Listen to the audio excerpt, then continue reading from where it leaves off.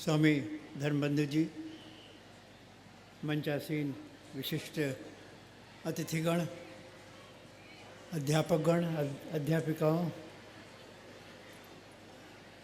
राजकोट के बुद्धिजीवी वर्ग और प्यारे बच्चों, ऐसे तो आपने मुझे कल भी सुना है। आज उन बातों को दोहराऊंगा नहीं, कुछ नई बातें आपके सामने लेकर आऊँगा।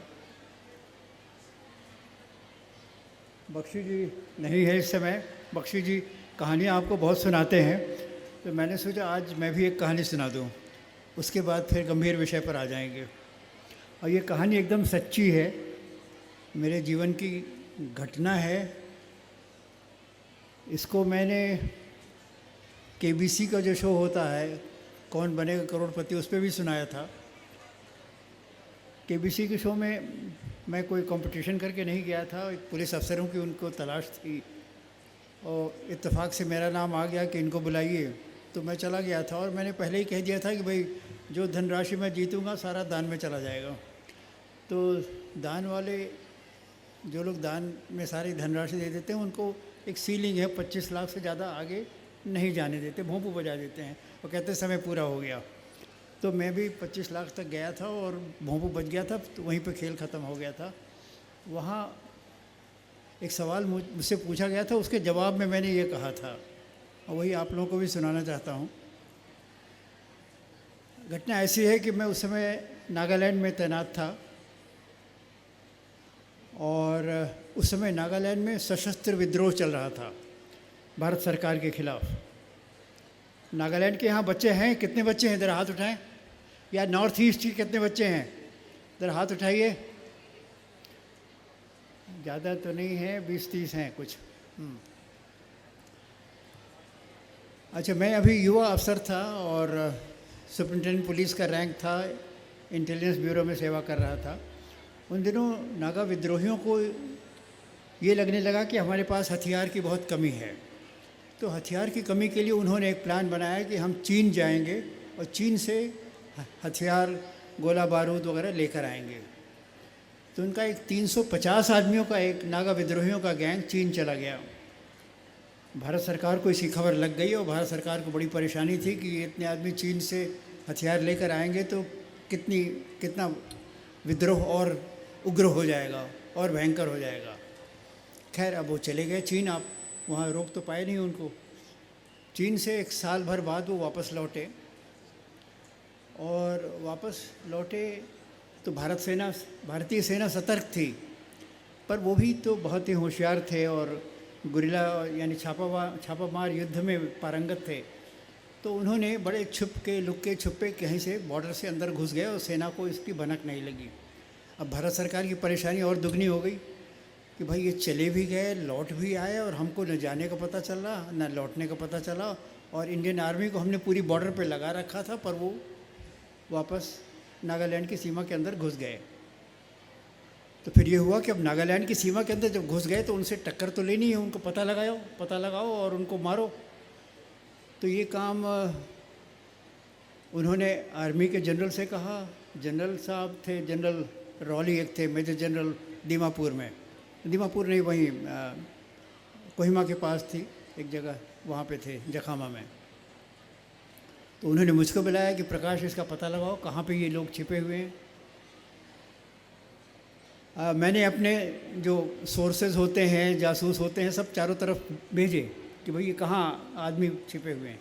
बाद में मालूम हो गया कि वो एक अंगामी क्षेत्र में जोतसोमा के पास छिपे हुए हैं। जब उनका खबर मिल गई हमको कहाँ छिपे हैं, तो फिर जनरल साहब ने मुझे बुलाया और मुझको बैठा के अपनी पूरी ऑपरेशनल योजना बनाई कि कैसे हम नागा विद्रोहियों पे हमला करें। और आपको ताज्जुब होगा, वहाँ पे चूँकि 350 नागा विद्रोही थे, सब चीन से लेटेस्ट हथियार लेकर आए थे और वेल ट्रेंड थे। तो ये था कि भाई फ़ौज भी अच्छी होनी चाहिए। पूरी एक ब्रिगेड फ़ौज उन्होंने लगाई और जोतसोमा गांव को आधी रात को उन्होंने ऑपरेशन शुरू किया और 4 बजे सवेरे तक पूरा घेर लिया।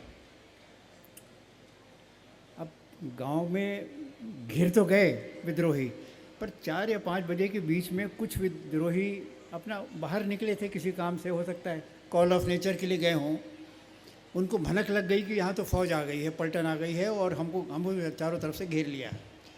तो वो भी बड़े मतलब लड़ाके तो थे ही, और छापामार लड़ाई में वो बड़े पारंगत थे।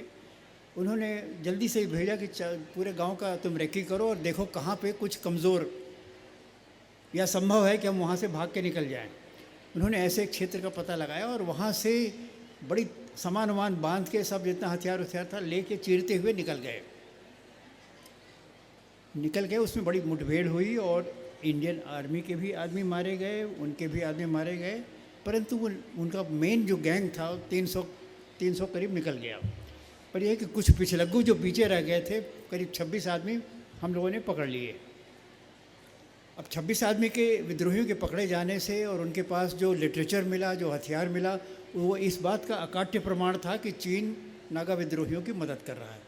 ऐसे तो हम कहते थे तो चीन हमेशा डिनाई करता था कि नहीं, हमसे क्या मतलब आपके नॉर्थ ईस्ट से।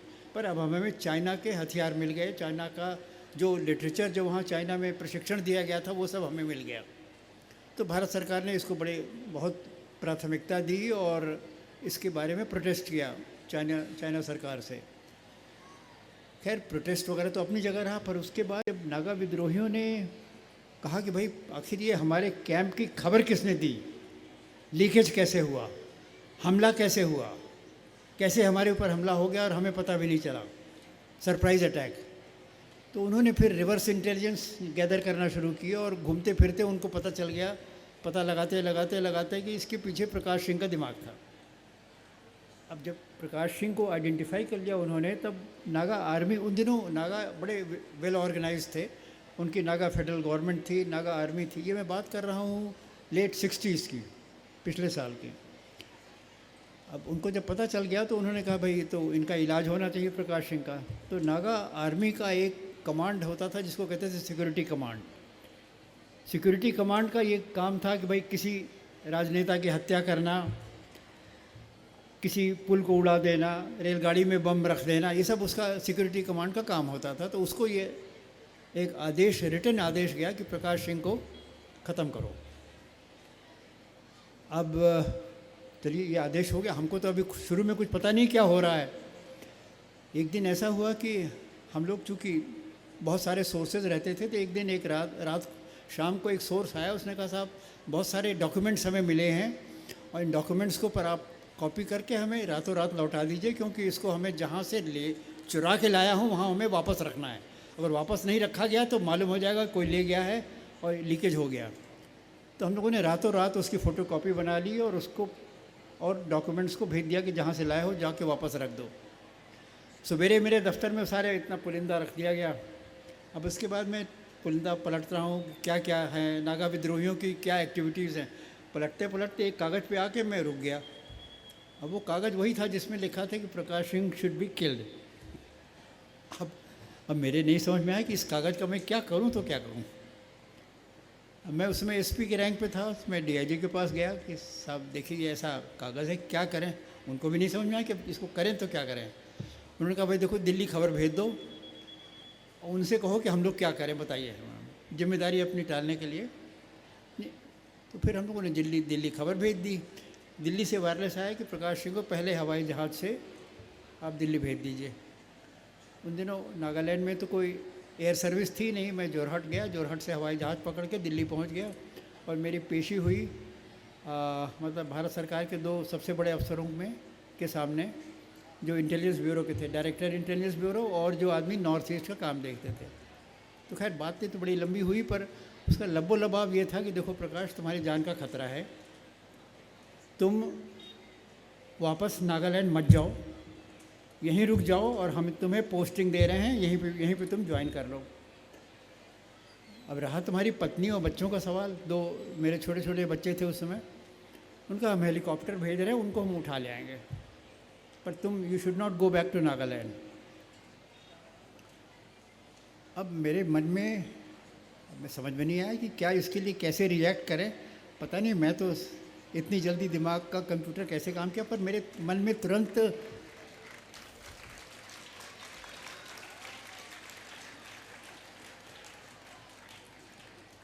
आइए जनरल साहब, मैं एक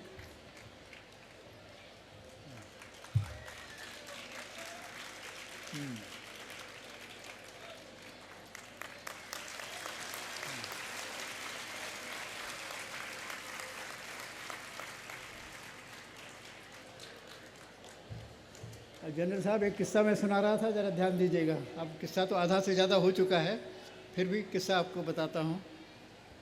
तो सवाल ये था कि मैं क्या जवाब दूँ। मेरे मुंह से अपने आप ये निकल गया, कोई मैंने बहुत सोचा नहीं, कैसे निकल गया मैं नहीं जानता, दैवी प्रेरणा से निकल गया।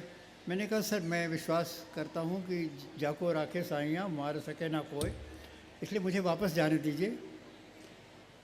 मेरे मन में तुरंत दिमाग घूमने लगा और मैंने कहा कि अगर मैं दिल्ली रुक भी जाता हूँ तो कोई मुझे कुछ कहेगा तो नहीं, पर मेरे दिमाग में ज़िंदगी भर ये रहेगा कि प्रकाश तुम डर गए और इसलिए तुम नागालैंड से पोस्टिंग तुमने दिल्ली में ले ली। ये मुझको, ये खाली मेरे तक सीमित रहेगा, पर मुझे लगा कि नहीं, मैं इस विचार से ज़िंदगी भर मुझे संघर्ष करना पड़ेगा। मैं वो संघर्ष नहीं करूँगा, मैं जाऊँगा और ख़तरा मोल लूँगा। उसके बाद करीब 2-3 महीने मैंने कहा था कि आप मुझे नागालैंड वापस जाने दीजिए, पर मेरा टेन्योर ख़त्म हो रहा है दिसंबर में, उस समय मुझे वापस बुला लीजिएगा।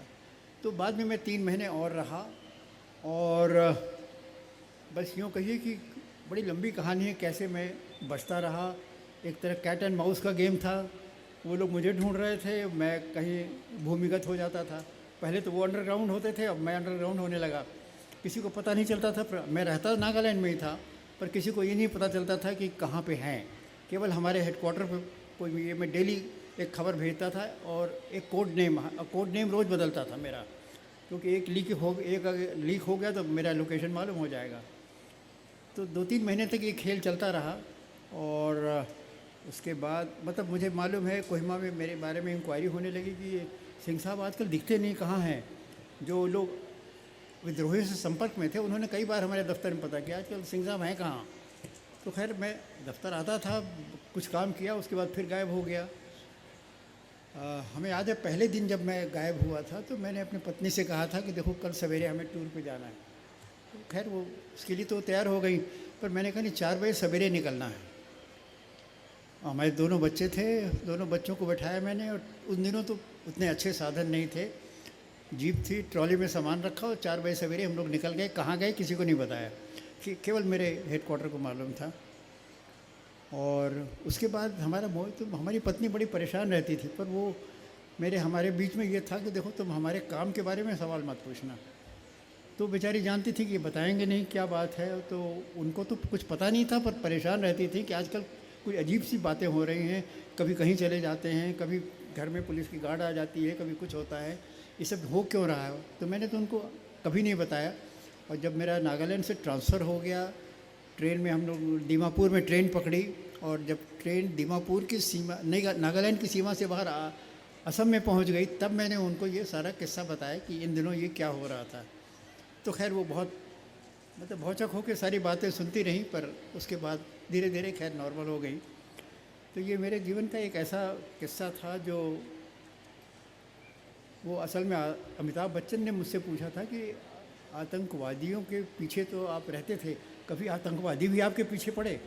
तो मैंने उनको ये किस्सा सुनाया था कि कैसे आतंकवादी मेरे पीछे पड़े थे, पर ईश्वर की दया थी मेरे ऊपर, और इस एक कुछ भयानक घटना होने से मैं बच गया। ऐसे ऐसे बाद में पंजाब में मैं जब था, पंजाब में भयंकर आतंकवाद था। जिन दिनों मैं था 1987 से 91 तक भयंकर आतंकवाद था। उन दिनों भी कई घटनाएं हुई, पर अब तो उसका ज़्यादा उल्लेख नहीं करूँगा। अब कुछ और गंभीर विषय पे आ जाऊँगा। आज मैं भारतीय सभ्यता और संस्कृति के बारे में आपसे कुछ बात करूँगा, क्योंकि यहाँ बच्चे जो हैं ऐसे तो बहुत कुछ जानते हैं, पढ़ते हैं, फिर भी भारतीय संस्कृति के बारे में या हिंदू धर्म के बारे में जब सवाल पूछा जाता है, अगर कोई पूछ दे कि हिंदू धर्म क्या है, तो बताने में बड़ी दिक्कत होती है। दिक्कत क्यों होती है? क्योंकि औरों के पास तो किसी के पास कुरान है, किसी के पास बाइबल है, हमारे पास तो बहुत कुछ है, पर कोई एक किताब नहीं है जिसको आप कह दें कि यही किताब हिंदू धर्म को रिप्रेजेंट करती है। तो कई किताबों से जो बातें निकल कर आती हैं, मैंने करीब 10 बिंदु रखे हैं। बच्चों से मैं चाहूँगा कि ये 10 पॉइंट मैं छोटे छोटे बताऊँगा, नोट कर लो, क्योंकि तुमको कभी हिंदू धर्म के बारे में या भारतीय सभ्यता के बारे में, संस्कृति के बारे में लिखना हो तो ये बातें काम आएंगी। पहला पॉइंट है, देखो लिख लो कि हमारी सभ्यता जो है 5000 वर्षों से ज़्यादा पुरानी है। 5000 वर्षों से ज़्यादा पुरानी है। और कुछ कंपैरेटिव फिगर्स भी मैं तुमको दूंगा।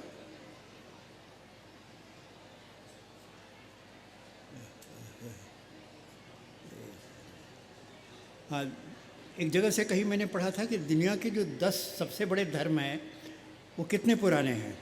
तो उसमें लिखा था हिंदुइज़्म 5000 वर्ष, ज़ोरास्ट्रियनिज़्म ये जो पर्शिया में जो था, ज़ोरास्ट्र को माने, अब तो ख़त्म हो गया, वहाँ इस्लाम आ गया, 3500 वर्ष पुराना था। जूडाइज़्म जो था वो 3000 वर्ष पुराना था। शिंटो धर्म जो जापान का था, ये सब मत लिखो, बस 5000 वर्ष से ज़्यादा पुराना इतना लिख लो। शिंटो धर्म जो जापान का है 2600 वर्ष पुराना। जैनिज़्म 2600 वर्ष पुराना। बुद्धिज़्म 2500 वर्ष पुराना। ताओइज़्म 2500। कन्फ्यूशनिज़्म ये सब चाइना के हैं 2500। क्रिश्चियनिटी 2000 और सबसे कम इस्लाम 1400 वर्ष। ये 10 बड़े बड़े धर्मों कितने पुराने हैं इसका उल्लेख किया गया है। कहने का मतलब कि हिंदू धर्म सबसे पुराना है, ये माना जाता है।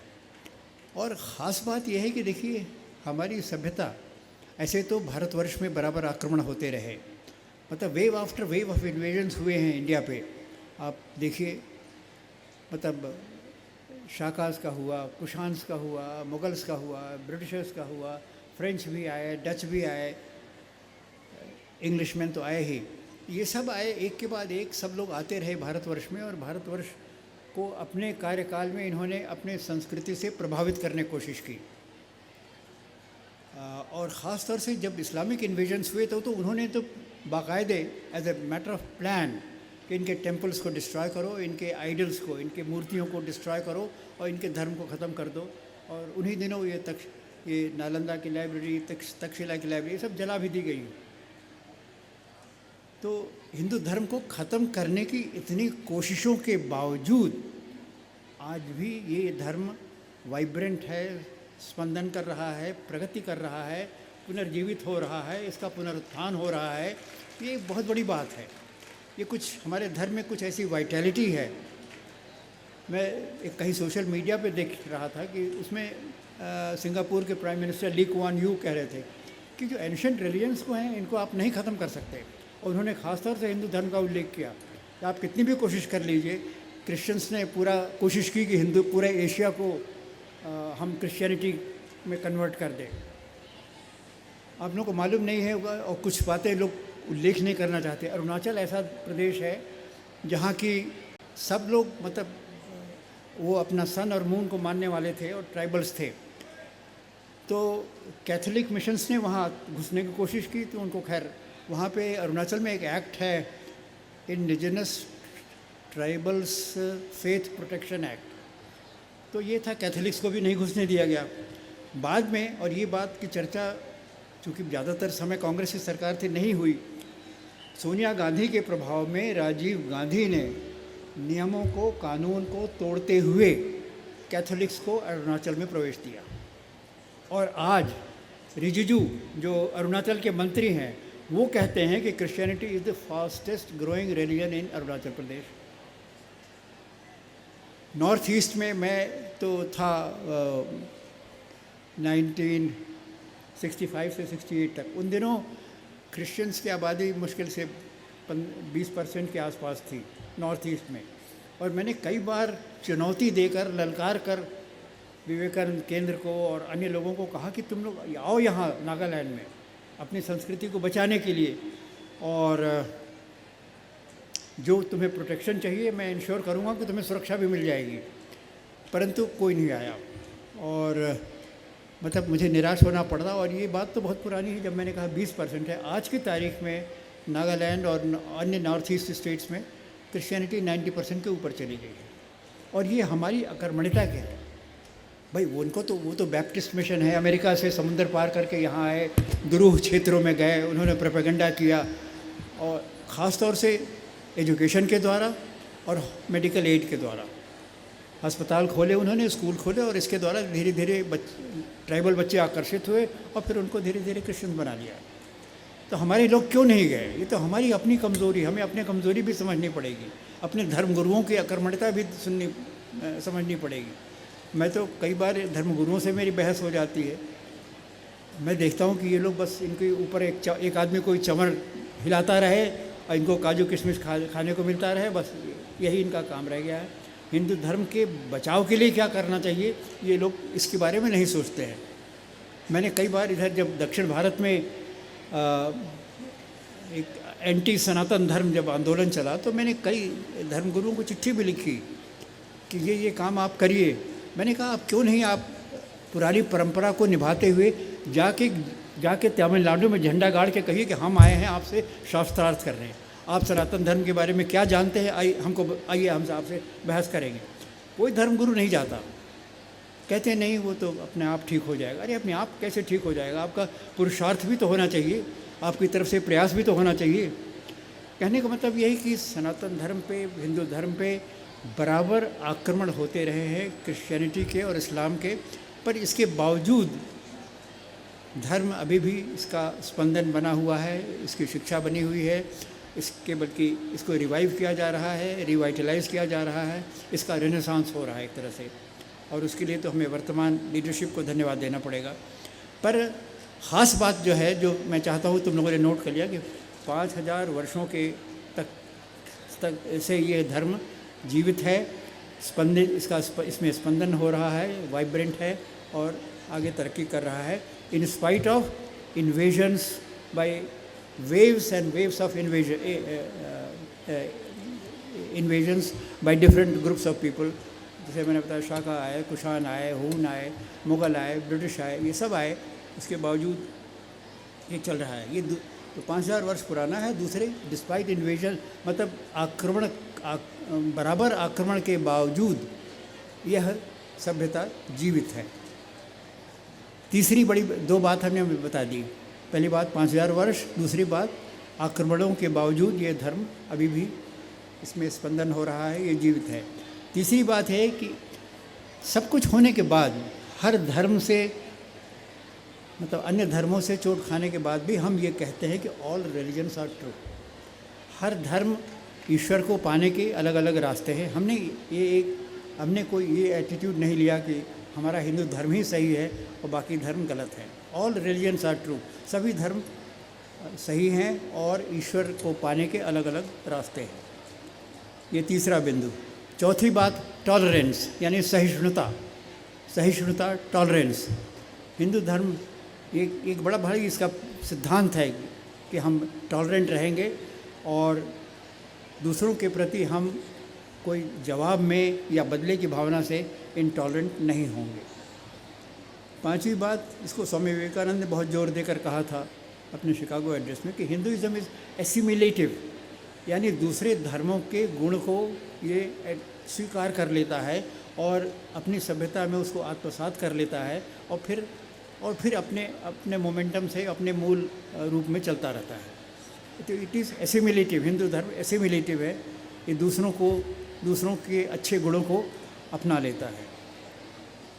ये पांचवा बात। छठवां पॉइंट जो मैंने लिखा था कि हिंदू धर्म पुनर्जन्म में विश्वास करता है, ये भी एक इसकी विशेषता है।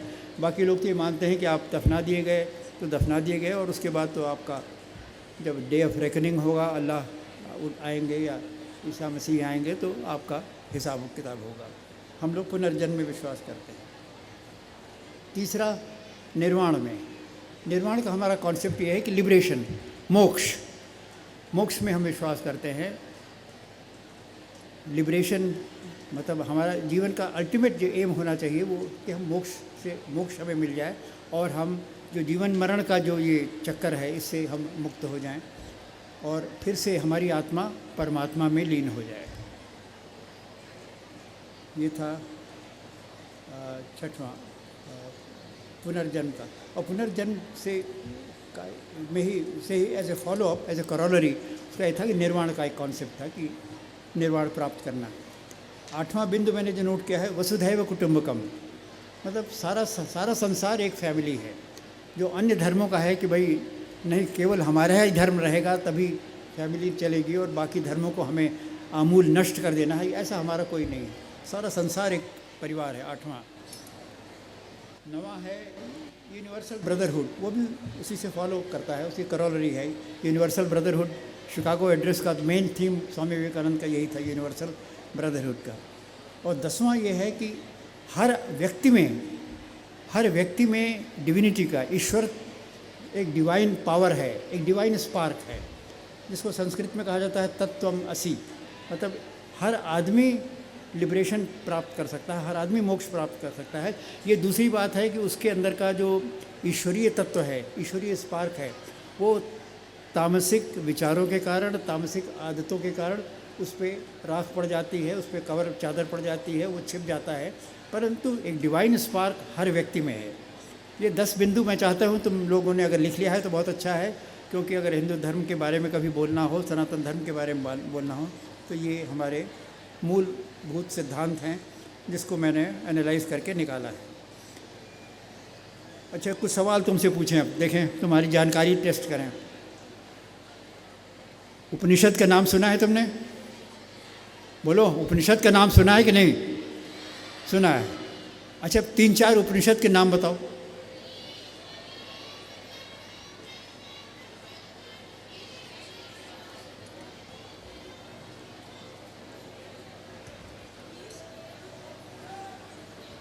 नहीं, ठीक है, आपको मालूम है, आप तो टीचर लगती हैं, शायद आप टीचर होंगे, पर ये ज्ञान आप विद्यार्थियों को दीजिए। इन्होंने बस उपनिषद का नाम सुना है, पढ़ने की बात तो दूर कर दीजिए। अगर हम ये पूछें कि आपने कितनों में ने उपनिषद पढ़ा है तो कोई हाथ उठाएगा? कितनों ने उपनिषद पढ़ा है? हाँ, ये तो खैर पीछे तो ज्ञानी लोग बैठे हैं। मैं यहाँ से मंच, कितने बच्चों ने उपनिषद पढ़ा है? बताइए, कोई हाथ नहीं उठ रहा। शायद है, हो सकता है 5-10 होंगे। इतनी बड़ी भीड़ में, 10,000 की भीड़ में अगर 10 आदमी ने उपनिषद पढ़ा है तो बड़े शर्म की बात है। मेरी बात मानो, उपनिषदों में ज्ञान का सागर है। ज्ञान तो बहुत जगह मिलेगा तुम्हें, पर जितना ज्ञान उपनिषद में है दुनिया में तुम्हें कहीं नहीं मिलेगा। भाई, मैंने तो कोशिश की है, बाइबल भी पढ़ा है, कुरान भी पढ़ा है, उपनिषद पढ़ा है, रामायण महाभारत सब पढ़ा है, गीता भी पढ़ी है, पर जितना ज्ञान उपनिषद में है उतना ज्ञान दुनिया के किन्हीं किताबों में कहीं नहीं मिलेगा तुम्हें। अब ये तुम्हें समझने की बात है कि हमारे पास इतना ज्ञान का सागर है, पर हम उसके बारे में अनभिज्ञ हैं। ये आपके लिए एक चुनौती है। आप खुद पढ़िए और बच्चों को उसके बारे में जानकारी दीजिए। अगर ज़्यादा मोटे उपनिषद नहीं पढ़ सकते तो गीता प्रेस कल्याण का आता है उपनिषद, बहुत छोटा छोटा आता है, 15-20 रुपये का मिलता है। अरे 15-20 रुपये तो आप ऐसे आइसक्रीम में और काहे में फेंक देते होंगे, टॉफ़ी में। खरीद के पढ़िए उसको। उपनिषद के बारे में एक जर्मन फिलोसोफर ने ये कहा है कि उपनिषद से मुझे जो शांति मिलती है, शोपेनहावर ने, वो किसी और ग्रंथ को पढ़ने से नहीं मिलती। उन्होंने कहा कि इससे मुझे अपने जीवन में शांति मिली है और मरने तक मुझको इन उपनिषद के ज्ञान से मुझे शांति मिलती रहेगी। ये शोपेनहावर का कहना है, एक जर्मन फिलोसोफर। अच्छा बताओ, कितने लोगों ने गीता पढ़ी है? बताइए, हाथ उठाइए। गीता गनीमत है, पर फिर भी 50%। हाँ, चलिए, अच्छा है, अगर इतने लोगों ने पढ़ा है तो बड़ी अच्छी बात है। इधर हाथ बहुत कम उठे हैं। आप लोग भी पढ़िए, आप लोग भी पढ़िए और दूसरों को पढ़ाइए, अपने विद्यार्थियों को पढ़ाइए। ये टीचर्स की जिम्मेदारी है, उनका ज्ञान दीजिए। और गीता कितनी मिलती भाई? 20 रुपये में मिल जाती है गीता प्रेस की किताब। मैं तो वेट का चक्कर था, मैं 100 किताबें लाना चाहता था, फिर वेट 13-15 किलो से ज़्यादा नहीं, कुछ कपड़े भी लाने थे और किताब भी लानी थी, तो मैं बस करीब 60-65 ला पाया हूँ। और स्वामी जी को छोड़ दिया है कि बच्चों में जिसको बांटना हो बांट दीजिए। अच्छा, अब लड़कियों से पूछता हूँ एक सवाल, ख़ास तौर से लड़कियों से। दुर्गा सप्तशती तुमने कितने लोगों ने पढ़ी? पढ़ी है 10, 12, 15। अच्छा, पीछे तो काफ़ी हाथ उठे। बहुत अच्छी बात है, बहुत अच्छी बात है कि इतने लोगों ने पढ़ा है। तुमको तो ज़रूर पढ़ना चाहिए, पढ़ना तो लड़कों को भी चाहिए। दुर्गा की पूजा तो, अब दुर्गा की हम पूजा कितने लोग करते हैं? दुर्गा की पूजा कितने लोग करते हैं? बताइए, हाथ उठाइए। अब दुर्गा की पूजा तो हाथ उठाने वाले बहुत लोग मिल जाएंगे, पर जो दुर्गा से संबंधित मुख्य ग्रंथ है दुर्गा सप्तशती आपने क्यों नहीं पढ़ी है? उसमें महिषासुर का कैसे मर्दन है हुआ है, शुंभ निशुंभ का को कैसे दुर्गा जी ने मारा है, दुर्गा जी खुद कैसे उनका अवतार हुआ था, वो सब उसके बारे में बड़ा विस्तार में उल्लेख है। और मेरी तो कोशिश ये होती है कि नवरात्रि में हमेशा दुर्गा सप्तशती मैं और मेरी पत्नी दोनों हम लोग पहले अध्याय से शुरू करते हैं और आखिर 9वें दिन ख़त्म कर देते हैं हर साल, और उससे प्रेरणा मिलती है। मैंने जो पिछली किताब लिखी है स्वामी जी को आज सवेरे दी है, स्वामी जी को सवेरे एक किताब दी, उसके पहले पेज पे मैंने दुर्गा सप्तशती का एक कोट दिया है, अग्निना दहे मानस्तुर शत्रु मध्य गतो रणे, इस तरह करके है वो आगे कि अगर आप आग से भी घिरे हों, शत्रु से भी घिरे हों, अगर आप दुर्गा को स्मरण करें और वो आपको अपनी शरण में लेती हैं तो आप सब बाधाओं से आप मुक्त हो जाएंगे और आपका कोई नुकसान नहीं होगा। ये मैंने इसलिए लिखा है कि मेरे जीवन में एक नहीं कम से कम 4 बार ऐसी घटनाएं हुई जब अगर मेरा जीवन समाप्त वहाँ हो सकता था, पर ऐसा लगता था कोई अज्ञात शक्ति मुझको आखिरी 11th आवर पे वह बचा लेती है। 4 बार ऐसा हो चुका है, इसलिए मुझको एक अज्ञात शक्ति पे विश्वास होने लगा है। ये एक स्पिरिचुअल पावर है, और वो स्पिरिचुअल पावर आप अगर उसमें फेथ है तो that power will come to your rescue at a time of crisis. ये मेरा अपना विश्वास है। इसीलिए मेरे किताब के पहले पृष्ठ पे ही, किताब का नाम है अनफॉरगेटेबल चैप्टर्स। अनफॉरगेटेबल चैप्टर्स में मैंने अपने जीवन के कोई जीवनी नहीं लिखी है, पर अपने जीवन के महत्वपूर्ण जो घटनाएं हुई हैं उन्हीं का सारांश दिया है। जीवनी लोग कहते थे जीवनी लिखो, मैंने कहा जीवनी मैं नहीं लिखूंगा, जीवनी कोई पढ़ता वढ़ता है नहीं आजकल तो महात्मा गांधी की जीवनी लोग नहीं पढ़ते, मेरी जीवनी क्या पढ़ेंगे। तो मैंने उसके मुख्य अंश जो हैं उसको लिखा है। अच्छा, एपिक्स महाभारत के बारे में बस तुम्हें इतना कहूँगा, महाभारत का नाम तो सुना होगा और कहानी भी मोटी मोटी सबको मालूम होगी, सबने टीवी पे भी देखा होगा। दुनिया में इसके जैसे एपिक ग्रीक माइथोलॉजी में है और उनका नाम है इलियड और ओडिसी। इलियड और ओडिसी, अगर इलियड और ओडिसी दोनों को मिला दीजिए और उसको 8 से गुणा करिए, मल्टीप्लाई दैट बाय 8, समझ गए आप, तब जाके महाभारत का वॉल्यूम बनेगा। मतलब हम ये कहना चाहते हैं कि ग्रीक एपिक्स या जो वेस्टर्न एपिक्स है उनसे कितना बड़ा हमारा अपना एपिक महाभारत है। उनकी दोनों एपिक को मिला दीजिए, उसके बाद उसको 8 से गुणा करिए, तब आपको महाभारत का वॉल्यूम मिलेगा। और महाभारत के रचयिता, मैं तो वेद व्यास, मैंने महाभारत पढ़ी तो मुझको जो सबसे अजीब बात लगती, महाभारत में देखो तुम लोगों ने तो मोटा मोटा पढ़ा होगा, मैंने तो कल्याण से मोटे मोटे वॉल्यूम्स पढ़े हैं। इतनी कहानियाँ हैं कि आदमी सोचता है कि सब अलग अलग कहानियाँ हैं, पर वो सब कहानियाँ एक दूसरे से कहीं ना कहीं नत्थी हो जाती हैं। सब कहानियाँ एक दूसरे से नत्थी हो जाती हैं। और मैं पढ़कर मुझे यही लगा कि जिस आदमी ने महर्षि वेद व्यास ने लिखा है उसका दिमाग कितना मतलब कुशाग्र होगा और कितना जीनियस होगा कि 100 कहानी लिखता है और 100 कहानियों को सबको एक दूसरे से नत्थी कर देता है और जोड़ देता है। हमारे एपिक्स इतने बड़े हैं। कल मैंने तुमको बहुत सी बातें बताई थी कि मतलब हमने हिंदुस्तान का कंट्रीब्यूशन दुनिया को क्या है, वो तो मैं बता चुका हूँ, उसको दोबारा नहीं बताऊँगा, पर ये भी एक एपिक है। हम इतना बड़ा एपिक हम लिख चुके हैं जिसकी कल्पना भी दुनिया में आज तक नहीं हुई है, लिखने की बात तो दूर रही। अच्छा, उसमें महाभारत के बारे में और कुछ नहीं, पर एक युधिष्ठिर और यक्ष का संवाद है, वो मेरे ख्याल में तुम लोगों को जानने लायक है। ये कहानी तो तुमको मालूम होगी कि पांडव उन दिनों वनवास में थे और उनको कहीं से पानी की ज़रूरत हुई, तो पांडव ये हुआ कि जाके पानी ले आओ। तो पहले सहदेव गए तालाब में गए पानी निकालने। यक्ष ने कहा खबरदार पहले मेरे सवाल का जवाब दो, फिर उसके बाद पानी निकालना। उनका ये यक्ष कौन होता है, पानी निकालने लगे, वहीं बेहोश हो गए, बेहोश नहीं हो मर गए। फिर सब एक बार सहदेव गए, फिर नकुल गए, फिर भीम गए, फिर अर्जुन गए, सब लोग वहाँ पे मर गए क्योंकि पानी लेने गए और हर आदमी अपनी शक्ति के अहंकार में किसी ने यक्ष के प्रश्नों का जवाब नहीं दिया। आखिर में युधिष्ठिर जाते हैं, वो तो ज़्यादा समझे हुए बुद्धि के थे। उन्होंने उनसे भी यक्ष ने कहा कि पहले मेरे प्रश्न का जवाब दो, वरना तुम्हारा भी वही हाल होगा जो इन तुम्हारे भाइयों का हुआ है। तो जो युधिष्ठिर और यक्ष का संवाद है वो उसमें बड़ी सीख है। वो सीख है, मैं तुम लोगों को बताऊंगा। जैसे यक्ष ने पूछा, सूर्य प्रतिदिन किस शक्ति से चमकता है? आखिर भाई हजारों साल हो गए पर उसकी एनर्जी ख़त्म नहीं होती कि ये कौन सी एनर्जी है जो चलती रहती है। बड़ी से बड़े न्यूक्लियर रिएक्टर्स का भी एक लाइफ टाइम होता है, वो भी ख़त्म हो जाते हैं, पर ये कौन सी एनर्जी है? तो उन्होंने कहा ये ब्रह्म की शक्ति है, ब्रह्म की शक्ति है, ये कभी नहीं ख़त्म होगी, इसलिए सूर्य हमेशा चमकता रहता है। दूसरा सवाल उन्होंने पूछा कि संकट में कौन रक्षा करता है? संकट में कौन रक्षा करता है? तो ये उसका जवाब एक तरह से पक्षी साहब दे चुके हैं, साहस, हिम्मत।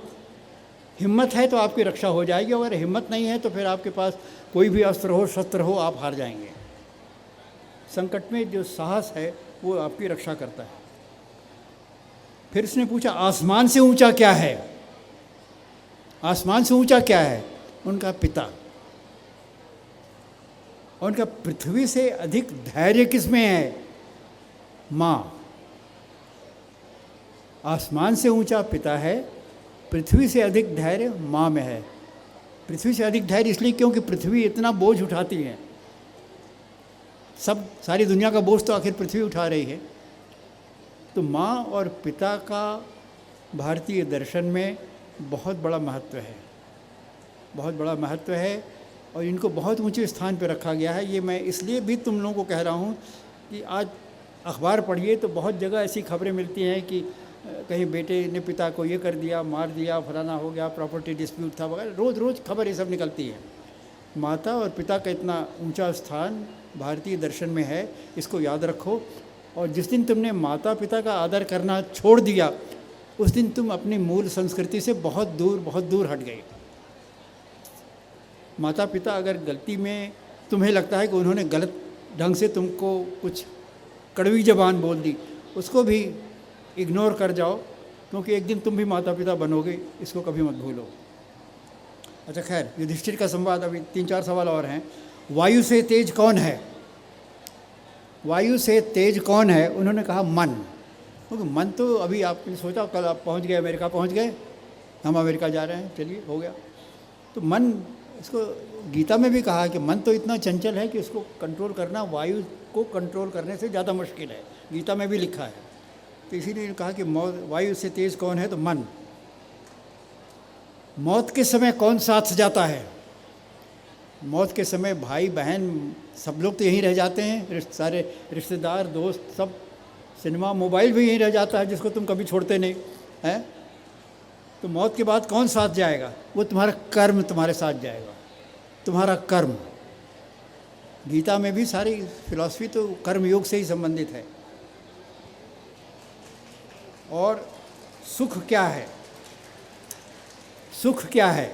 अब सुख तो तुम कहोगे कि साहब सिनेमा देखना सुख है, मोबाइल में व्हाट्सएप करना सुख है, कोई कहेगा दारू पीना सुख है, कोई कहेगा स्त्री के साथ सुख है। उन्होंने कहा सुख है अच्छे आचरण का परिणाम, वो सुख परमानेंट होता है। अच्छे सुख का आचरण अगर करे तो वो जो सुख होता है वो आपको एक अभूतपूर्व आनंद देता है। मेरे जीवन में एक बार ऐसा हुआ था, अब मैं वो कहानी बड़ी लंबी है, मैं नहीं बता सकता। मुझे वो सुख मिला था, वो सुख मिला था केवल 2 मिनट के लिए या 1 मिनट के लिए, जब मुझे सपने में ओम के दर्शन हुए थे। ओम के दर्शन हुए थे और उस समय मैं बीमार था, और ऐसी बीमारी थी जो मैं अमेरिका में था, हॉस्पिटल में एडमिटेड था। डॉक्टर समझ नहीं पा रहे थे कि प्रकाश सिंह को बीमारी क्या है। 3 स्पेशलिस्ट लगे थे, वो बीमारी डायग्नोज नहीं कर पा रहे थे, क्योंकि बीमारी क्या है मुझे बाद में समझ में आई। वो बीमारी कोई शारीरिक बीमारी नहीं थी, वो कुछ और था। खैर, मैं 3-4 दिन तक बीमार था अस्पताल में, और बीमारी कितनी गंभीर थी उससे इसी से समझ लीजिए कि मैं अपनी पत्नी को भी नहीं पहचान रहा था। मेरी memory washed out, I was brain dead. और बीमारी का पता नहीं चल रहा है। मुझे ओम के दर्शन होते हैं, मुझे 1-2 मिनट तक मैं ऐसे सो रहा हूँ पर मुझे एक अभूतपूर्व आनंद की, जिसे आप क्या कहिए, ईश्वरीय आनंद, ब्रह्मानंद का आनंद, ट्रांसेंडेंटल हैप्पीनेस, उसका अनुभव हुआ। और मैं जब सो के उठता हूँ, I am back to normal, my mental health is restored, my memory is restored, my ailments are gone. मतलब ये ऐसी कहानी है जो किसी को बताएं तो आप सोचेंगे कि ये कहानी बता रहे हैं, पर ये मेरे जीवन की घटना है। 2011 में मैं शिकागो में था, तब ये घटना हुई। I was given up as lost कि अब ये सिंह साहब का, मतलब मिस्टर सिंह का, ये this is the last few days. तो ये कहानी बड़ी लंबी है, ऐसे 10-15 मिनट की कहानी है, पर उसको सुनाने का समय नहीं है। तो ये मैंने कहा सुख क्या है, अच्छे आचरण का परिणाम। तो ये भी एक divine happiness, I have experience that. और अब इसके बारे में इसको यहीं समाप्त कर दे, नहीं तो मैं बोलता जाऊंगा। बस 2-3 सवाल और हैं। वह क्या है जिसे छोड़ देने के बाद व्यक्ति धनी हो जाता है? जिसे छोड़ देने के बाद आदमी धनी हो जाता है? क्या? इच्छा। हमें इसकी इच्छा है, हमें ये मिल जाए, हमें वो मिल जाए, हमें वो मिल जाए। तुम इच्छाओं को अपने न्यूनतम कर दो, इच्छाओं को न्यूनतम कर दो, और उसके बाद अपने आप धनी हो जाओगे। तुम्हें जब किसी चीज़ की ज़रूरत ही नहीं है। एक अलेक्जेंडर का एक किस्सा है, आपने शायद सुना हो। अलेक्जेंडर किस्सा है, पता नहीं सच है कि नहीं है, पर किस्सा कहा मैंने कहीं बचपन में पढ़ा था कि अलेक्जेंडर जब हिंदुस्तान पे आया तो उसने जब लड़ाई तो खैर जीत लिया था पोरस से, पर बाद में उसने कहा मैं हिंदुस्तान के विद्वान लोगों से मिलना चाहता हूँ। तो एक संत महात्मा के पास गए, तो उन्होंने, अलेक्जेंडर ने कहा कि देखिए मैं तो विश्व विजेता हूँ, आप मुझसे कुछ मांग लीजिए। महात्मा से कहा कुछ मांग लीजिए, जो चाहे मांग लीजिए, मैं आपको दे सकता हूँ। तो महात्मा ने, जानते हैं क्या जवाब दिया? देखो तुम मुझे ऐसी जगह खड़े हो कि मेरी धूप तुम रोक रहे हो, तुम जरा इधर हट जाओ। बस उन्हें यही कहा, उनकी कोई इच्छा तो थी नहीं। उनका मेरी तुम धूप रोक रहे हो, ऐसी जगह खड़े हो, तुम जरा किनारे हट जाओ, मुझे कुछ चाहिए हुई नहीं, तुमसे मुझे कुछ नहीं लेना है, तुम इतना कर दो बहुत है। तो इच्छा जितनी आप कम कर दें उतने ही ज़्यादा आप धनी होंगे। ये महाभारत में युधिष्ठिर संवाद में ये भी आता है। और आखिरी सवाल क्या था? संसार में सबसे बड़ा चमत्कार क्या है? सबसे बड़ा चमत्कार क्या है? उसने जवाब दिया कि हर दिन लोग मरते हैं, हर आदमी जानता है कि मुझे मरना है, फिर भी जब वो जीवित रहता है तो ऐसे जीवित रहता है जैसे मतलब अमृत का वो पान करके आया है और कभी मरेगा ही नहीं। कभी सोचता ही नहीं कि हम मरेंगे, सोचता है कि ठीक है अभी बाद में जब होगा देखा जाएगा, अभी तो हम जिंदा हैं, खड़े खड़े कौन कब कहाँ चला जाए कोई ठिकाना नहीं। तो ये भी एक संसार का बहुत बड़ा चमत्कार है। ये मैंने महाभारत के संदर्भ में सोचा आपको मेंशन कर दें कि महाभारत में भी बहुत ज्ञान भरा है, और जो बातें लिखी हैं उसमें हमारे लिए बहुत बड़े बड़े सबक हैं, उनको समझने की ज़रूरत है। अच्छा, अब फिर आपसे कुछ सवाल पूछें। ज्योतिर्लिंग का नाम आपने सुना है? अच्छा, गुजरात के बच्चे तो यहाँ हैं बहुत सारे। तुम्हारे यहाँ 2 ज्योतिर्लिंग हैं, बताओ कहाँ कहाँ है?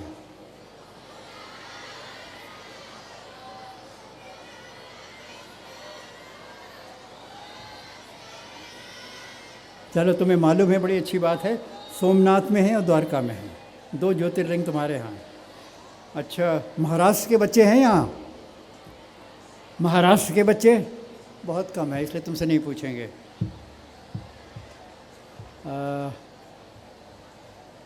उत्तर प्रदेश के बच्चे हैं यहाँ? हैं? बताओ भाई ज्योतिर्लिंग कहाँ है उत्तर प्रदेश में? मालूम है तुम्हें? मालूम है तो ज़रा वहीं से जोर से चिल्लाओ।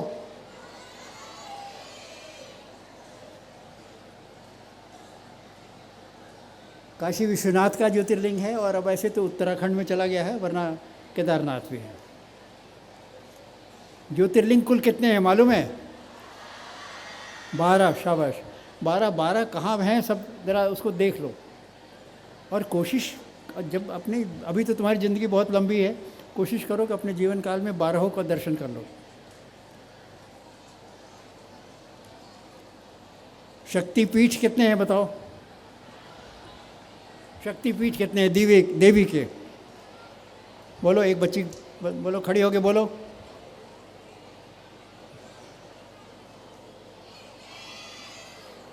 क्या क्या कहा बच्ची ने?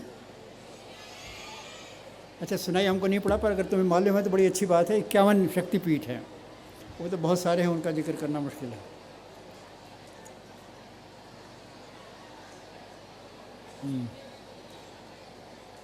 बातें बहुत कुछ करने की है। योग के बारे में मैं कुछ कहना चाहता था। अब योग के बारे में तो स्वामी जी बोले तो ज़्यादा अच्छा है, पर 4 योग हैं मोटे तौर से, ये समझ लीजिए। कर्म योग, भक्ति योग, राजयोग और ज्ञान योग, 4 योग हैं। इसके बारे में है मेरे पास मटेरियल काफ़ी, पर स्वामी जी के मुंह से ये सब बातें सुनना अच्छा लगेगा। आखिर में अब ज़्यादा समय हो रहा है, यही कहूँगा कि देखो, बस 2-3 बातें कहूँगा। अपने जीवन में स्वामी विवेकानंद हमेशा कहते थे, अपने जीवन में एक आदर्श ले लो और उस आदर्श को लेकर लगे रहो उसकी प्राप्ति के लिए। ठीक है, काम और भी करो, काम और भी करो, ऐसा नहीं, पर एक आदर्श तो अपने सामने रख लो कि हमें इस क्षेत्र में एक्सेल करना है, इस क्षेत्र में हमें आगे बढ़ना है। अब वो पर्यावरण का क्षेत्र हो, गरीब आदमियों की सेवा का क्षेत्र हो, दवा दारू के द्वारा क्षेत्र हो, मुकदमेबाजी के द्वारा हो, जज होने के साथ। हमारे फादर भी, हमारे पिताजी एडवोकेट थे, बड़े सच्चाई के बड़े कट्टर वो मानने वाले थे। एक बार उन्होंने, जज साहब यहाँ बैठे हुए हैं, एक बार उन्होंने वकालत छोड़ दी कि भाई ये कैसा प्रोफेशन है, हमें झूठ को भी सच बोलना पड़ता है। फिर बाद में फिर उन्होंने समझौता कर लिया कि अब हम वही केस लेंगे जो जिसमें सत्य का पक्ष होगा, और इसी तरह उन्होंने अपना शेष जीवन बिता दिया। और हमारे दिमाग में भी कूट कूट के उन्होंने भरा कि हमेशा सच्चाई का ही पक्ष लेना। तो अपने जीवन में एक आदर्श रखो, और जिस क्षेत्र में भी रहो, तुम एडवोकेट बनो, वकील बनो, इंजीनियर बनो, डॉक्टर बनो, बीडीओ बनो, सरपंच बनो, जो कुछ भी बनो, पर तुम्हारा प्रयास ये होना चाहिए कि उस क्षेत्र में हम स्वच्छता से काम करेंगे, करप्शन से दूर रहेंगे, और जितना ईश्वर ने दिया है उससे हम संतुष्ट रहेंगे। और विश्वास मानो, अगर ये संतोष की परिभाषा तुमने अपना ली अपने जीवन में, तो रास्ता बड़ी आसानी से कटता जाएगा।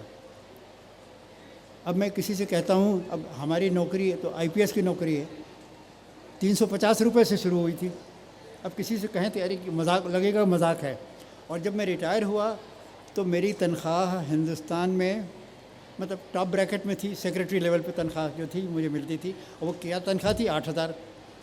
अब आज की तारीख में हम, ये दूसरी बात है कि आज की तारीख में हम अपने मेड सर्वेंट को 15,000 देते हैं, जो हमारी वाइफ का काम करती है। पर यह है कि हम जितने में भी रहे, मैंने यही सोचा, हमेशा ये सोचा कि इसी में हमें संतुष्ट रहना है, और हमें कभी कोई कमी लगी भी नहीं, किसी बात का अभाव नहीं लगा। जितनी ज़रूरतें हैं सब पूरी हो जाती हैं। ज़रूरतें जब आप अनावश्यक रूप से बढ़ा देते हैं, अपना स्टैंडर्ड बहुत ऊंचा करना चाहते हैं, तभी आपको गलत रास्ता अपनाना पड़ता है। वरना तनख्वाह जो भी सरकार देती है, मैं समझता हूँ कि वो पर्याप्त है एक सम्मानित जीवन बिताने के लिए। तो करप्शन में कभी मत पड़ना, क्योंकि करप्शन का बीमारी आजकल ऐसी फैल गई है कि मैं तो देखता हूँ तो मैं खुद हैरत में पड़ जाता हूँ कि आखिर हो क्या रहा है। बड़ों का आदर करना वो मैंने बता दिया। आखिरी बात कहूँगा, ज़रा मोबाइल से थोड़ा सा फासला बना के रखो। मोबाइल आजकल ऐसा हो गया जैसे तुम्हारे शरीर की आत्मा हो गई है। एक आदमी कहीं गया बाहर, तब तक उसको लगा कि हमारा मोबाइल तो है नहीं, अब वो इतना बेचैन हो गया जैसे उसकी आत्मा पीछे छूट गई हो। दौड़ा दौड़ा गया अपना मोबाइल ले, तब जाके उसकी सांस ठीक से चलने लगी। मोबाइल आजकल ऐसी बीमारी ये फैल रही है। मोबाइल बहुत अच्छी चीज़ है, मैं भी रखे हूँ, पर ये मोबाइल मेरा गुलाम है, मैं इसका गुलाम नहीं हूँ। मैं इस बात को हमेशा ध्यान रखो। और कई देशों में तो, ऑस्ट्रेलिया में जैसे अभी हाल में एक कानून बना दिया है कि 16 साल के से कम के बच्चों को मोबाइल का उपयोग नहीं करने दिया जाएगा। कुछ प्रतिबंध लगा दिए हैं, कुछ शर्तें लगा दी हैं। भारत सरकार ने ऐसा अभी कुछ नहीं सोचा है, पर ये माँ बाप को सोचना पड़ेगा। हमने तो बहुत माँ बाप को देखा है कि बच्चों के हाथ में, छोटे बच्चे हैं, मोबाइल दे दो, उससे खेलता रहेगा, हम अपना काम करते रहेंगे। ये माँ बाप की भी बहुत कमी है। बहुत कुछ आज की माँ बाप में कमी है, जो आज की नई जनरेशन में जो कमियां हमें दिख रही हैं या जो उनमें अवगुण दिख रहे हैं। माँ बाप अगर सख्त रहें तो बच्चा अपने आप सही रास्ते पर चलेगा। तो बस बच्चों, कहने को बहुत कुछ है, मैं अब यहीं पे समाप्त करूँगा। और बस आखिर में एक श्री अरविंद का कोटेशन है जो मुझे बहुत अच्छा लगता है, आपको सुना दूंगा। उसमें लिखा है, मैं उसका हिंदी ट्रांसलेशन करके बता रहा हूँ। श्री अरविंद का तस्वीर यहाँ भी लगी हुई है। उन्होंने लिखा है कि भारत को आज आवश्यकता किस बात की है। भारत को आज आवश्यकता है एग्रेसिव वर्च्यूज़, मतलब गुण हों, पर उन गुण के साथ एक दृढ़ता हो, एक आक्रामक नीति की ज़रूरत है। क्योंकि हम डिफेंसिव होते होते सहिष्णुता की बात तो करने में बड़ी अच्छी है, पर सहिष्णुता एक कायरता का पर्याय बन गया है। कायरता का पर्याय बन गया है सहिष्णुता। वहाँ मुझे सहिष्णुता से इतराज़ है। सहिष्णुता सही माने में तो तब है जब आप शक्तिशाली हों और फिर भी दूसरे को एकोमोडेट करें और उसके प्रति टॉलरेंस की नीति। तो उनका aggressive virtues, the spirit of soaring idealism, आदर्श जो आसमान को छूता रहे, बोल्ड क्रिएशन, फियरलेस रेजिस्टेंस, जिस चीज़ को हमें रोकना है उसको हम रोकेंगे, फियरलेसली रोकेंगे। करेजस अटैक, जब हमें हमला करना ही है तो फिर हिम्मत के साथ हम हमला करेंगे। और उन्होंने आखिर में लिखा है कि जो इनर्शिया की, यानी सुस्ती की, कर्मण्यता का जो तामसिक स्पिरिट है, उसको हम त्याग दें। ये श्री अरविंद का एक कोटेशन है। इसके साथ मैं अपनी बात को ख़त्म करूँगा। और आखिर में 3-4 लाइन है। माँ के यदि सच्चे बच्चे हो, इसमें सपूत लिखा है पर यहाँ लड़कियाँ बहुत है इसलिए मैं सपूत के बजाय बच्चे कह रहा हूँ। माँ के यदि सच्चे बच्चे हो तो देशद्रोह का अंत करो, वंदे मातरम महामंत्र का जय घोष अनंत करो। जय हिंद।